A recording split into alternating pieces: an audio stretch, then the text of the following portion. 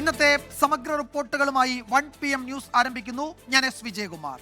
ഹരിയാനയിലെ വോട്ടുകൊള്ളയുടെ വിവരങ്ങൾ പുറത്തുവിട്ട ലോക്സഭാ പ്രതിപക്ഷ നേതാവ് രാഹുൽ ഗാന്ധിയുടെ ഹൈഡ്രജൻ ബോംബ് 25 ലക്ഷം കള്ളവോട്ടിലൂടെ നിയമസഭാ തെരഞ്ഞെടുപ്പ് അട്ടിമറിച്ചു എന്നാണ് ആരോപണം. തെരഞ്ഞെടുപ്പ് കമ്മീഷനും BJPക്കുമെതിരെയാണ് രാഹുൽ ഗാന്ധി ഗുരുതര വിമർശനം ഉന്നയിക്കുന്നത്. ബ്രസീലിയൻ മോഡലിന്റെ ചിത്രം ഉപയോഗിച്ചും വ്യാജവിലാസവും പേരും ചേർത്തും വലിയ തട്ടിപ്പിനാണ് കളമൊരുക്കിയത് എന്ന് തെളിവുകൾ പുറത്തുവിട്ട് രാഹുൽ ഗാന്ധിയുടെ ആരോപണം.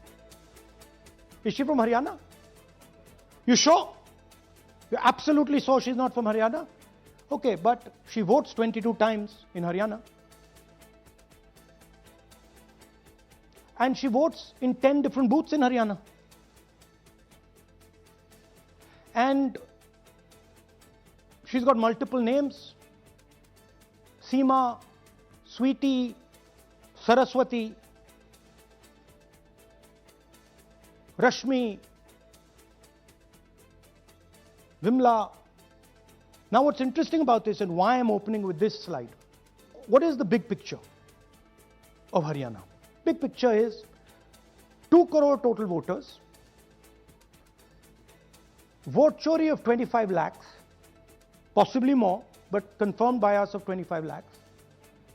That means 1 in 8 voters in Haryana are fake.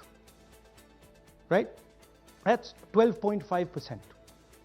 And despite all this, the Congress party loses by 22,000 votes. Right? അതിനകത്ത് യാതൊരു സംശയവുമില്ല. ജയിക്കാൻ വേണ്ടി വ്യാപകമായി ഞങ്ങൾ വോട്ട് ചേർക്കും. ഞങ്ങൾ ജയിക്കാൻ ഉദ്ദേശിച്ച മണ്ഡലങ്ങളിൽ ഞങ്ങൾ ജമ്മു കാശ്മീരിൽ നിന്നും ആൾക്കാരെ കൊണ്ടുവന്ന് 1 വർഷം താമസിപ്പിച്ച് വോട്ട് ചെയ്യിപ്പിക്കും. ഒരു സംശയമില്ല. He's saying it. He knows it. And we've proved it. Do you have any doubts? തെരഞ്ഞെടുപ്പ് ജയിക്കാൻ പുറത്തുനിന്ന് ആളെ കൊണ്ടുവന്ന് താമസിപ്പിച്ച് വോട്ട് ചെയ്യിപ്പിക്കാറുണ്ട് എന്ന BJP നേതാവ് B. ഗോപാലകൃഷ്ണന്റെ പരാമർശവും രാഹുൽ ഗാന്ധി വാർത്താ സമ്മേളനത്തിൽ സൂചിപ്പിച്ചു. ബൽറാം നെടുങ്ങാടി ഡൽഹിയിൽ നിന്ന് പുതിയ വിവരങ്ങൾ നൽകും. ബൽറാം, രാഹുൽ ഗാന്ധിയുടെ വോട്ട് ചോരി പരമ്പരയിലെ വാർത്താ സമ്മേളനത്തിൽ ഏറ്റവും പവർഫുള്ളായ, ഏറ്റവും പ്രധാനപ്പെട്ട തെളിവുകൾ അടങ്ങുന്ന ഒരു നിർണായക വാർത്താ സമ്മേളനമാണ് ഇപ്പോൾ നടന്നത്. അതിൻ്റെ അവസാന ഘട്ടത്തിലേക്ക് ഇപ്പോൾ ഇംഗ്ലീഷ് വാർത്താ സമ്മേളനം, അതിൻ്റെ ഹിന്ദി അദ്ദേഹം വിശദീകരിക്കുകയാണ്. അപ്പോൾ ആ പരമ്പരയിലെ ഏറ്റവും പ്രധാനപ്പെട്ട വാർത്താ സമ്മേളനമാണ്. ഹരിയാനയായിരുന്നു ഇതിൻ്റെ ഫോക്കസ്. ബീഹാർ പരാമർശ വിഷയമായിട്ടുണ്ട്. ഹരിയാനയിൽ എങ്ങനെ കോൺഗ്രസ് തോറ്റു എന്നതിൽ രാഹുൽ ഗാന്ധിയുടെ വിശദീകരണമാണ്. അദ്ദേഹം ഈ തെളിവുകളടക്കം ചൂണ്ടിക്കാട്ടി തെരഞ്ഞെടുപ്പ് കമ്മീഷനെ ഒരു വലിയ പ്രതിക്കൂട്ടിൽ നിർത്തി BJPക്കൊക്കെ എതിരെ ഗുരുതര ആരോപണങ്ങളുമായി രംഗത്ത് വരുന്നത്. എന്തായിരുന്നു ഫോക്കസ്? 25 ലക്ഷം കള്ളവോട്ടുകൾ അല്ലെങ്കിൽ കൃത്രിമ വോട്ടുകൾ എന്നത് രാഹുൽ ഗാന്ധി എങ്ങനെയാണ് ആ വാർത്താ സമ്മേളനത്തിൽ സ്ഥാപിച്ചത്? തെളിവുകളുടെയൊക്കെ വിശദാംശങ്ങൾ എന്തൊക്കെയാണ്?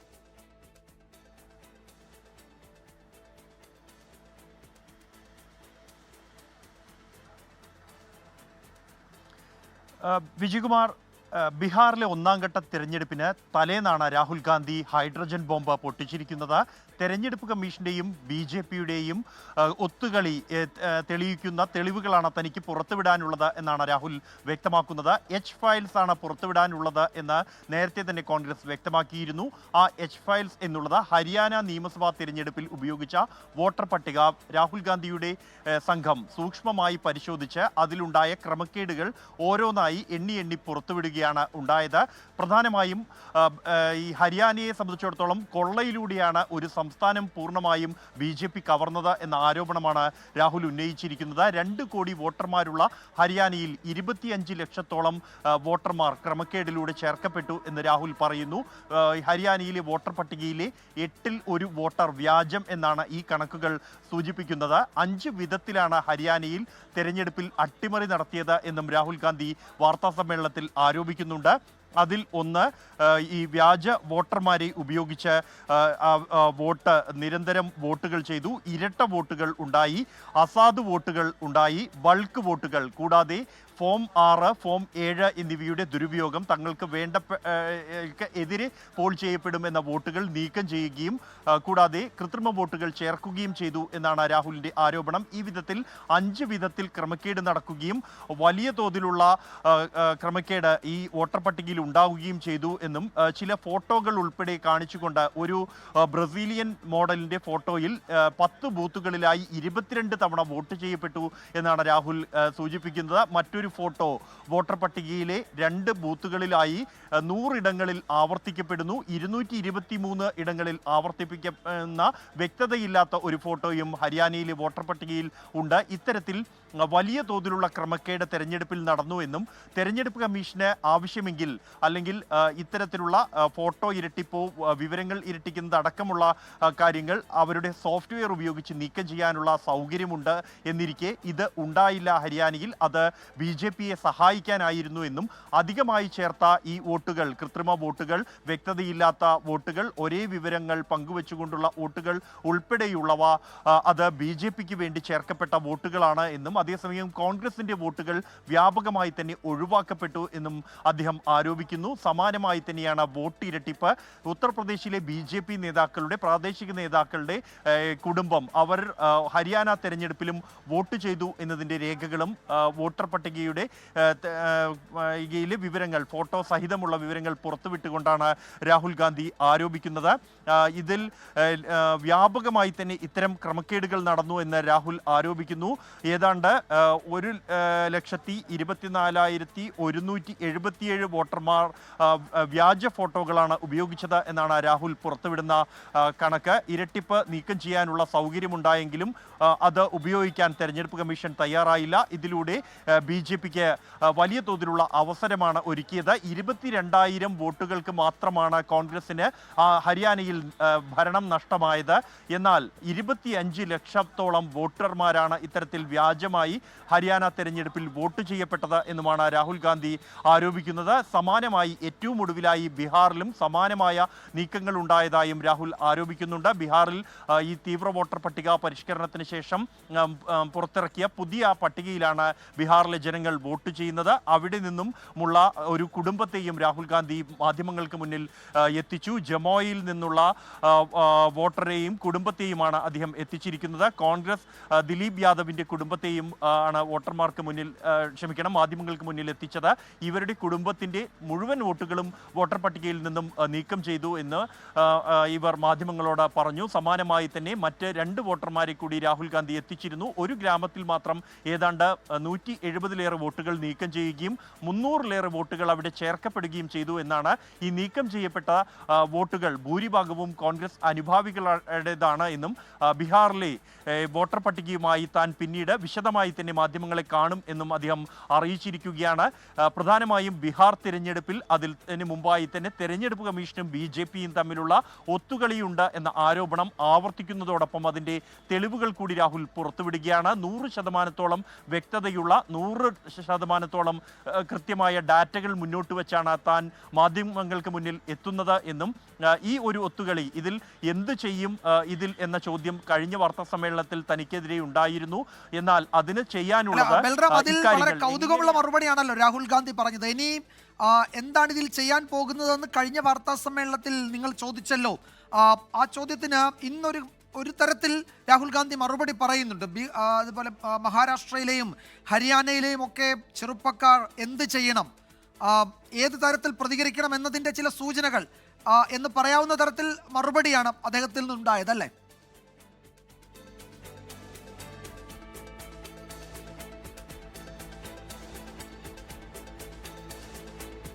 തീർച്ചയായും വിജയകുമാർ, അദ്ദേഹം ആ ചോദ്യം തന്നെ അദ്ദേഹം ആവർത്തിച്ച് എന്താണ് നിങ്ങൾ ചെയ്യുന്നത് എന്ന് കഴിഞ്ഞ തവണ മാധ്യമങ്ങൾ ചോദിച്ചിരുന്നു. അതിന് തനിക്കുള്ള മറുപടി എന്നുള്ളത് എന്താണ് രാജ്യത്ത് തെരഞ്ഞെടുപ്പുകളിൽ നടക്കുന്നത്, എങ്ങനെയാണ് ഈ ഒത്തുകളി നടക്കുന്നത് എന്നത് വ്യക്തതയോടെ ജനങ്ങൾക്ക് മുന്നിൽ അവതരിപ്പിക്കുക എന്നതാണ് താൻ ലക്ഷ്യം വെക്കുന്നത്. ഇതിൽ പ്രവർത്തിക്കേണ്ടത്, ചിന്തിക്കേണ്ടത് ജനങ്ങളാണ്, യുവതലമുറയാണ് എന്ന് അദ്ദേഹം പറയുന്നു. ഒപ്പം തന്നെ നിലവിലുള്ള ഹരിയാനയിലെ സർക്കാരിന് ജനങ്ങൾക്ക് മുന്നിൽ നിയമപരമായി അവർക്ക് ഭരണത്തിൽ തുടരാൻ അവകാശമില്ല എന്നുമാണ് അദ്ദേഹം ആരോപിക്കുന്നത്. എന്തായാലും തെരഞ്ഞെടുപ്പ് കമ്മീഷന്റെ മറുപടി ഈ വിഷയത്തിൽ ഏറെ നിർണായകമാകും. BJPയുടെ രാഷ്ട്രീയ പ്രതികരണവും രാഹുൽ ഗാന്ധിയുടെ ആരോപണങ്ങളിൽ വരേണ്ടതുണ്ട്. അതേസമയം ഹരിയാന നിയമസഭയിലേക്ക് ആദ്യഘട്ടത്തിലേക്ക് ജനങ്ങൾ നാളെ വോട്ട് ചെയ്യാനിരിക്കുകയാണ്. ബീഹാറിൽ വോട്ട് ചെയ്യാനിരിക്കുകയാണ്. ബീഹാറിലും ഇത്തരത്തിൽ ക്രമക്കേട് വോട്ടർ പട്ടികയിലുണ്ട് എന്ന് രാഹുൽ ആരോപിക്കുകയും ബീഹാറിലെ വോട്ടർമാരിൽ അല്ലെങ്കിൽ തെരഞ്ഞെടുപ്പ് കമ്മീഷന്റെ മറുപടി വരേണ്ടതുണ്ട്. തെരഞ്ഞെടുപ്പ് കമ്മീഷൻ മറുപടി പറയേണ്ട ഒരുപിടി ചോദ്യങ്ങൾ രാഹുൽ ഗാന്ധി മുന്നോട്ട് വെച്ചിട്ടുണ്ട്.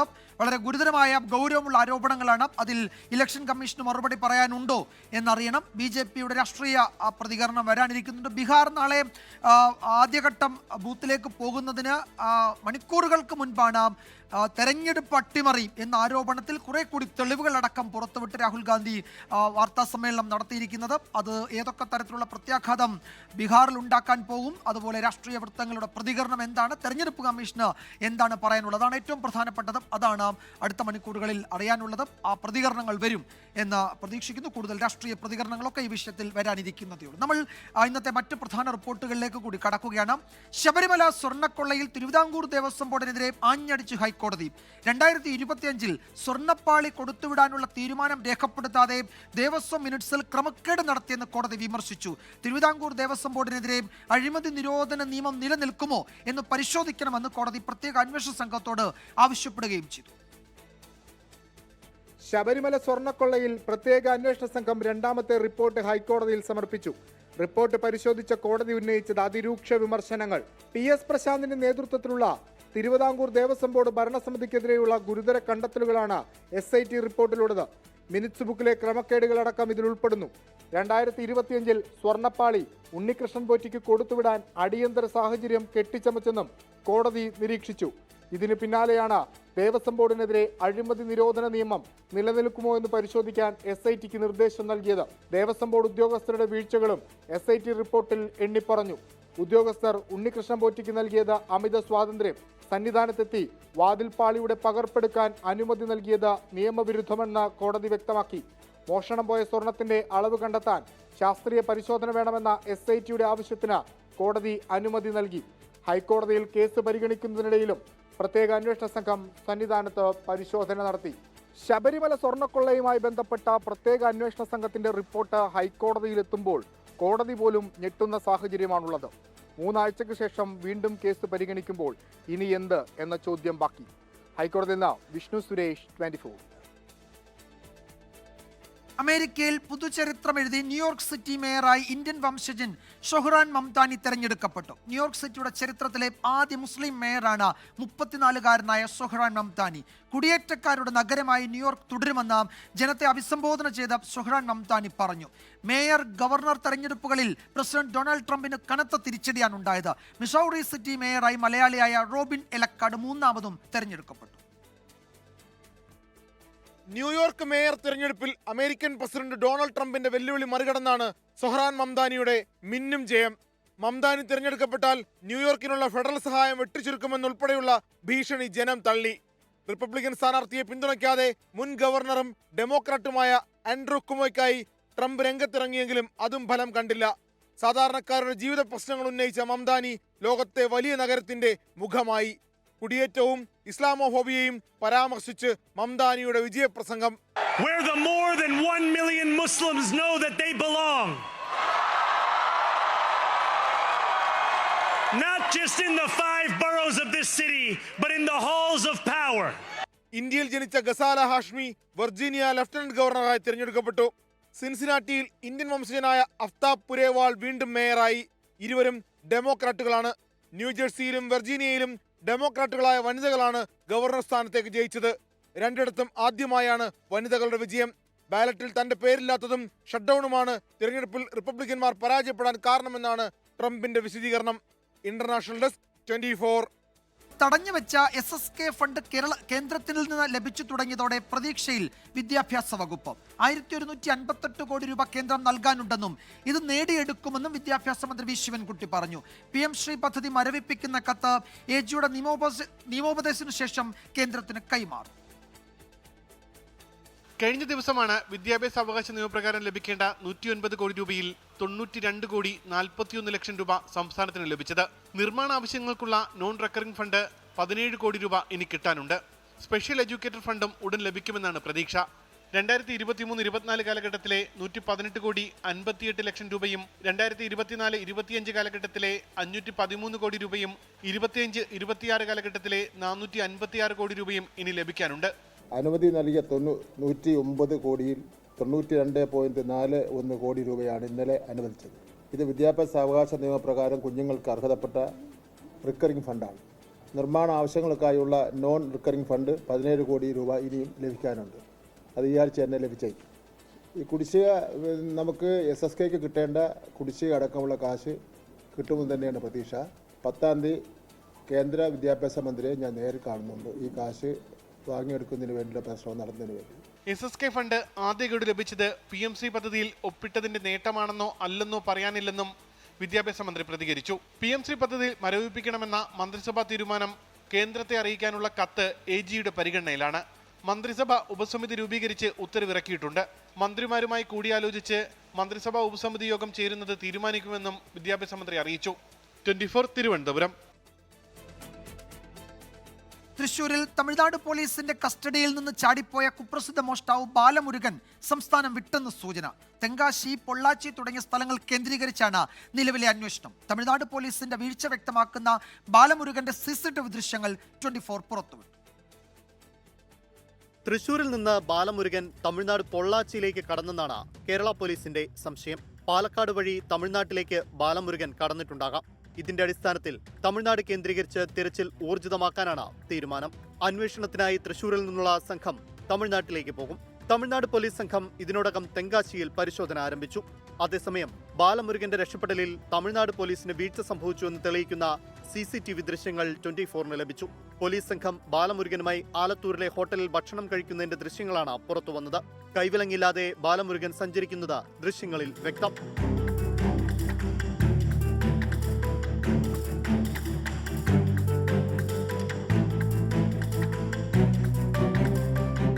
അതിനിടെ വിയ്യൂർ മണലാർ ഭാഗത്ത് നിന്ന് ഇന്നലെ രാത്രിയിൽ സ്കൂട്ടർ മോഷണം പോയതിനു പിന്നിൽ ബാലമുരുകനാണോ എന്ന സംശയവും പോലീസിനുണ്ട്.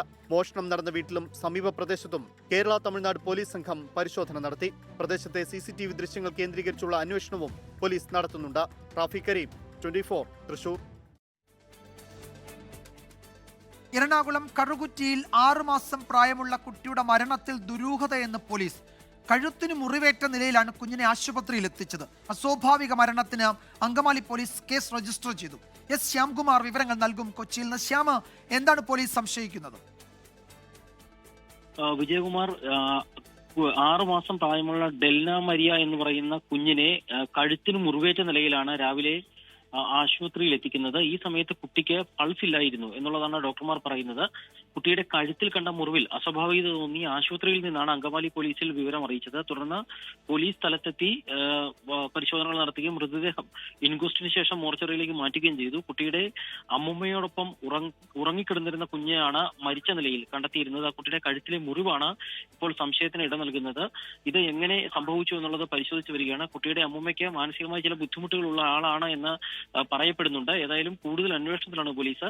6 മാസം മാത്രം പ്രായമുള്ള ഒരു കുഞ്ഞിന്റെ മരണമാണ് സംഭവിച്ചിരിക്കുന്നത്. ഈ മരണത്തിലാണ് ഇപ്പോൾ ദുരൂഹത സംശയിക്കുന്നത്. ശ്യാംകുമാറാണ് വിവരങ്ങൾ നൽകിയത് കൊച്ചിയിൽ നിന്ന്. ബീഹാറിൽ 1ാം ഘട്ട വോട്ടെടുപ്പ് നാളെ നടക്കാനിരിക്കെ ക്ഷേമ പദ്ധതികളിൽ ഏറ്റുമുട്ടി മുന്നണികൾ. തോൽവി ഉറപ്പായതുകൊണ്ടാണ് സ്ത്രീകൾക്കടക്കം വമ്പൻ വാഗ്ദാനങ്ങൾ മഹാസഖ്യം പ്രഖ്യാപിച്ചതെന്ന് BJP നേതാക്കൾ പരിഹസിച്ചു. പ്രഖ്യാപിച്ചെങ്കിൽ നടപ്പാക്കാനും അറിയാമെന്ന് കോൺഗ്രസ് നേതാവ് പവൻ ഖേര തിരിച്ചടിച്ചു. നാളെ 18 ജില്ലകളിലായി 121 മണ്ഡലങ്ങളാണ് പോളിംഗ് ബൂത്തിലെത്തുക. 1ാം ഘട്ടം പ്രചാരണം അവസാനിക്കാൻ മണിക്കൂറുകൾ ശേഷിക്കെയാണ് മഹാസഖ്യത്തിന്റെ മുഖ്യമന്ത്രി സ്ഥാനാർത്ഥി തേജസ്വി യാദവ് സ്ത്രീകൾക്ക് 30,000 രൂപ ജനുവരിയിൽ തന്നെ കൈമാറുമെന്ന് പ്രഖ്യാപിച്ചത്. സർക്കാരിന്റെ സാമ്പത്തിക സ്ഥിതി പരിശോധിക്കുമ്പോൾ ഇത്രയും ക്ഷേമ പദ്ധതികൾ എങ്ങനെ സാധ്യമാകുമെന്ന ചോദ്യത്തിന് 24-നോട് കോൺഗ്രസ് ദേശീയ വക്താവ് പവൻ ഖേരയുടെ മറുപടി ഇതായിരുന്നു. No election is easy. No ticket selection is easy because on every seat there is more than 1 or 2 capable people, but we can only give a ticket to one person. So therefore it's never easy. But it was done very smoothly. Absolutely, the Mahagathbandhan will honor every word that we have uttered in this election. തോൽവി ഉറപ്പിച്ചു കഴിഞ്ഞാൽ എന്തും പ്രഖ്യാപിക്കാമല്ലോ എന്നതായിരുന്നു BJP MPയും നടനുമായ രവി കിഷൻ പരിഹസിച്ചത്. अब जब पता चला है कि हार रहे हैं तो अब तो पूरा बिहारो देने तैयार हो जाएंगे. अब खेला हो गई लो, पहला चरण में सब हो गया है. हम लोग चुनाव की एकदम जीत की ओर आगे बढ़ चुके हैं. NDA सरकार, मोदी जी, नीतीश जी. പ്രമുഖർ പലരുടെയും വിധിയെഴുത്തും നാളെയാണ്. മഹാസഖ്യത്തിന്റെ മുഖ്യമന്ത്രി സ്ഥാനാർത്ഥി തേജസ്വി യാദവ് രാഘോപൂരിൽ നിന്ന്, BJPയുടെ ഉപമുഖ്യമന്ത്രിമാരായ സാമ്രാട്ട് ചൌധരി താരാപൂരിൽ നിന്നും, വിജയ് കുമാർ സിൻഹ ലഖിസറായിൽ നിന്നും മത്സരിക്കുന്നു. പുതിയ പരീക്ഷണവുമായി ഇറങ്ങിയ തേജസ്വിയുടെ സഹോദരൻ തേജ് പ്രതാപ് യാദവ് മഹുവയിൽ നിന്നാണ് പോരാടുന്നത്. ഗായിക മൈഥിലി ഠാക്കൂർ അലിനഗറിലെ താര സ്ഥാനാർത്ഥിയാണ്. സമുദായ സമവാക്യങ്ങളെക്കാൾ ക്ഷേമ പദ്ധതികളിലൂടെ കൂടുതൽ വോട്ടുറപ്പിക്കാനുള്ള ശ്രമത്തിലാണ് ബീഹാറിൽ അവസാന നിമിഷവും മുന്നണികൾ. ബീഹാറിലെ പട്നയിൽ നിന്നും വരുൺ വടശ്ശേരിക്കൊപ്പം ശ്രീനാഥ് ചന്ദ്രൻ, 24. OP ബഹിഷ്കരിച്ചുള്ള മെഡിക്കൽ കോളേജ് ടീച്ചേഴ്സ് അസോസിയേഷന്റെ സമരത്തിൽ വലഞ്ഞ് ജനം. സമരത്തെക്കുറിച്ച് അറിയാതെ നിരവധി രോഗികളാണ് കോഴിക്കോട് മെഡിക്കൽ കോളേജിൽ ഉൾപ്പെടെ ചികിത്സ തേടിയെത്തിയത്. ആവശ്യങ്ങൾ അംഗീകരിച്ചില്ലെങ്കിൽ ശസ്ത്രക്രിയ നടത്താതെ വിട്ടുനിൽക്കും എന്നാണ് KGMCTയുടെ മുന്നറിയിപ്പ്. ഇപ്പോൾ വന്നപ്പോഴാണ് ഡോക്ടർ പറഞ്ഞതാണ് സമരമാണെന്ന്. ആരെങ്കിലും കാണിച്ചിട്ട് പോകാൻ പറഞ്ഞു. ഇന്ന് കാണിക്കാൻ വന്നത് OP ഇന്ന് ബുധനാഴ്ചയല്ലേ, അങ്ങനെ വന്നതാ. ഇപ്പോൾ ഇവിടെ 6 മണിക്ക് ഒന്നാണ്. ഡോക്ടർ സമരമായിരിക്കുക. ജോലിക്ക് പോകുന്നിടത്ത് ലീവ് എടുത്ത് ഇന്ന ഡേറ്റിന് വരണമെന്ന് പറഞ്ഞ് വന്നതാണ്. എങ്കിൽ എന്തിനാണ് ഇവർ ഈ ഡേറ്റിന് എന്നെ എഴുതി തന്നത്? സിസ്റ്റർമാർ പറയുന്നത് ഡോക്ടർ വരുമോ ഇല്ലയെന്ന് എനിക്കറിയില്ല, ഒന്നും അറിയിപ്പൊന്നും കിട്ടിയില്ലെന്ന്. KGMCTയെ 2 ആഴ്ചയായി നടത്തിവരുന്ന സമരത്തിന്റെ ഭാഗമായാണ് ഇന്നും OP ബഹിഷ്കരണം. ഇതോടെ സർക്കാർ മെഡിക്കൽ കോളേജുകളിൽ എത്തിയ രോഗികൾ വലഞ്ഞു. ആശുപത്രിയിൽ എത്തിയപ്പോഴാണ് പലരും ഡോക്ടർമാരില്ലെന്ന വിവരം അറിഞ്ഞത്. സർക്കാർ നൽകിയ ഉറപ്പുകളൊന്നും പാലിക്കപ്പെട്ടില്ലെന്നും ഗതികേട് കൊണ്ടാണ് സമരത്തിനിറങ്ങിയതെന്നും KGMCTയെ. ഞങ്ങൾ തന്നെ സമരത്തിനിറങ്ങിയത് ശരിക്കും പറഞ്ഞാൽ ഗതികെട്ടിട്ടാണ്. വേറെ ഒരു വഴിയുമില്ലാതെ വന്നപ്പോഴാണ് ഞങ്ങൾ സമരത്തിന് ഇറങ്ങേണ്ടി വന്നത്. അപ്പോൾ അതിനു മുന്നേ തന്നെ ഞങ്ങളുടെ ആവശ്യങ്ങൾ എന്താണെന്ന് കേൾക്കാനോ അല്ലെങ്കിൽ ആ ആവശ്യങ്ങളിൽ ഒരു തീരുമാനം എടുക്കാനോ ഒന്നും സർക്കാർ ശ്രമിച്ചിട്ടില്ല. ഇപ്പോൾ ഞങ്ങൾ സമരം തുടങ്ങിയിട്ട് ഇത്രയും നാളായിട്ടും ഞങ്ങൾ മാക്സിമം ജനങ്ങൾക്ക് പ്രശ്നമില്ലാത്ത രീതിയിൽ പോകണം എന്ന് വെച്ചാണ് ഞങ്ങൾ ഇത്രയും ഇത് നീട്ടിക്കൊണ്ടുപോയത്. എൻട്രി കേഡറിലുള്ള ശമ്പളത്തിലെയും പ്രൊമോഷൻ കാലയളവിലെയും അപാകത പരിഹരിക്കുക, 2016 മുതലുള്ള ശമ്പള പരിഷ്കരണ കുടിശ്ശിക നൽകുക, മെഡിക്കൽ കോളേജുകളിൽ ആവശ്യമുള്ള തസ്തികകൾ സൃഷ്ടിക്കുക എന്നിവയാണ് ഡോക്ടേഴ്സിന്റെ പ്രധാന ആവശ്യങ്ങൾ. വിവിധ ബ്യൂറോകൾക്കൊപ്പം 24 തിരുവനന്തപുരം. സംസ്ഥാനത്ത് വീണ്ടും അമീബിക് മസ്തിഷ്ക ജ്വര മരണം. തിരുവനന്തപുരം അട്ടിങ്ങൽ സ്വദേശിയായ 57-കാരനാണ് മരിച്ചത്. 5 ദിവസത്തിനിടെ 4 മരണമാണ് സംസ്ഥാനത്തുണ്ടായത്. കന്യാമറിയത്തോടുള്ള പ്രാർത്ഥനയിലുള്ള പ്രയോഗങ്ങളിൽ വ്യക്തത വരുത്തി വത്തിക്കാൻ. സഹരക്ഷക എന്ന പ്രയോഗം പാടില്ല, വിശ്വാസികളുടെ അമ്മ എന്ന് ഉപയോഗിക്കാമെന്നാണ് ലിയോ 14 മാർപ്പാപ്പയുടെ പുതിയ ഉത്തരവ്. വർഷങ്ങളായി സഭയ്ക്കുള്ളിൽ നിലനിന്നിരുന്ന തർക്കങ്ങൾക്കാണ് ഇതോടെ തീർപ്പായത്. യേശു ഒറ്റയ്ക്കാണ് ലോകത്തെ രക്ഷിച്ചതെന്നാണ് പുതിയ ശാസനം. കത്തോലിക്ക സഭാ വിശ്വാസികൾ കന്യാമറിയത്തെ സഹരക്ഷകയെന്ന് വിശേഷിപ്പിക്കുന്നത് ഉചിതമല്ല. ഈ പദവി ആശയക്കുഴപ്പവും ക്രിസ്ത്യ വിശ്വാസത്തിൽ അസന്തുലനമുണ്ടാക്കുമെന്നും പുതിയ ഉത്തരവിൽ പറയുന്നു. കന്യാമറിയത്തിന്റെ വിവേകമുള്ള വാക്കുകൾ യേശു കേട്ടിരിക്കാമെങ്കിലും ലോകത്തെ നിത്യനരകത്തിൽ നിന്ന് രക്ഷിക്കുന്നതിൽ മാതാവിന്റെ സഹായം ഉണ്ടായിട്ടില്ലെന്ന് വത്തിക്കാൻ വ്യക്തമാക്കി. കന്യാമറിയത്തിന് സഹരക്ഷക എന്ന വിശേഷണം നൽകുന്നതിനെ അന്തരിച്ച പോപ്പുമാരായ ഫ്രാൻസിസ് മാർപ്പാപ്പയും ബെനഡിക്ട് 16 എതിർത്തിരുന്നു. എന്നാൽ ബെനഡിക്ട് 16 മുൻഗാമി ജോൺ പോൾ II ഈ വിശേഷണത്തെ പിന്തുണച്ചിരുന്നു. വിശ്വാസ തിരുസംഘം തയ്യാറാക്കിയ ശാസനത്തിന് മാർപ്പാപ്പ അംഗീകാരം നൽകുകയായിരുന്നു. International desk 24. റിപ്പോർട്ടോടെ 1 PM ന്യൂസ് അവസാനിക്കുന്നു.